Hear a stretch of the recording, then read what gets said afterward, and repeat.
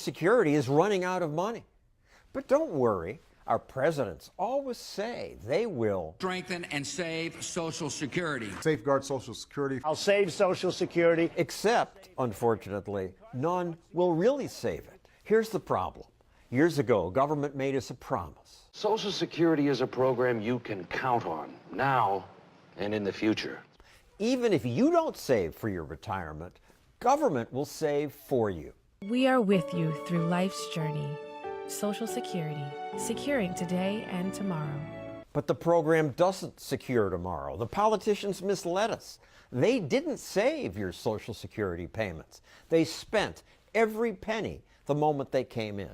But most people don't know that. What happens to that money? Well, hopefully it's held in trust. Actually, they spent it.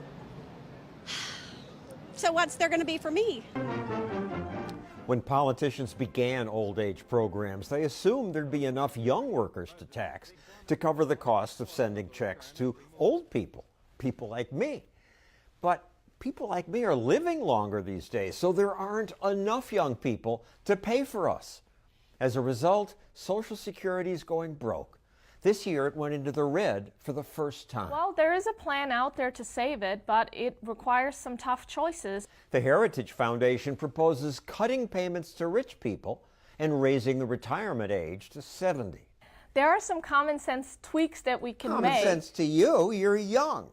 Well, you know what happened is that when Social Security actually was founded, life expectancy was below 65. The purpose of the program was to protect those few lucky ones that outlived everybody else.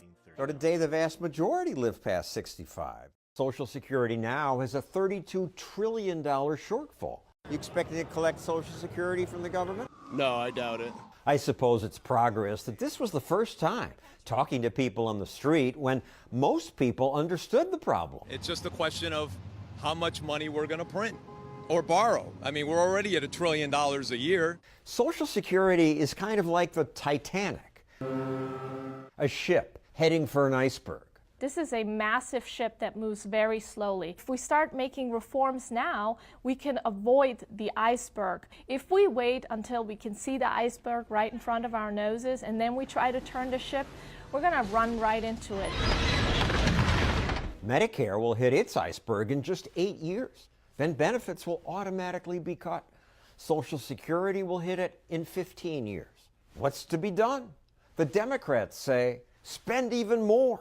You don't cut Social Security, you expand it. Nearly every Democrat in the United States Senate has voted in favor of expanding Social Security. Human wants and needs are unlimited. There's always another need, another program that needs more funding. And pay for it by taxing rich people. That's part of my commitment to raise taxes on the wealthy. Just tax the rich. There isn't enough money even that the rich would have to pay for the $200 trillion in unfunded liabilities that we already have on the books. So where young people worry, do you ever think about Social Security? I actually don't. I still feel like I'm too young to know about it. When you're old, how are you going to support yourself?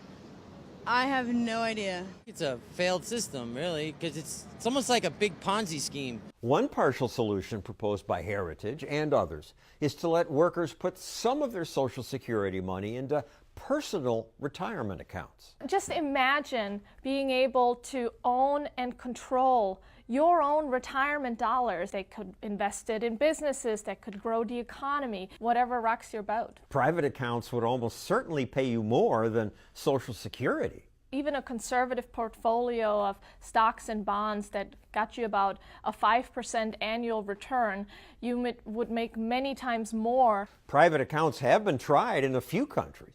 The investment they created helped Chile rise from one of the poorest countries in Latin America to the richest. And yet, private accounts are still a hard sell. Even in Chile, leftists subject to capitalists getting a cut of the pie. The demonstrators are calling for an end to the management of pensions by private financial institutions. We lack gratitude for what the free market provides. That is difficult to wrap your head around. It's easy to think, oh, Here is the government, this is where I go. Private accounts are also unpopular in America. We will never let the Republicans cut or privatize Social Security. We won't allow cuts to Social Security or Medicare. What you guys are pushing is the right thing to do, but it's not popular.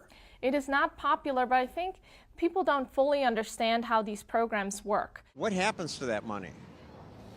Goes into a pool, I guess. Do you know they actually don't keep it in the trust fund? They spend it right away?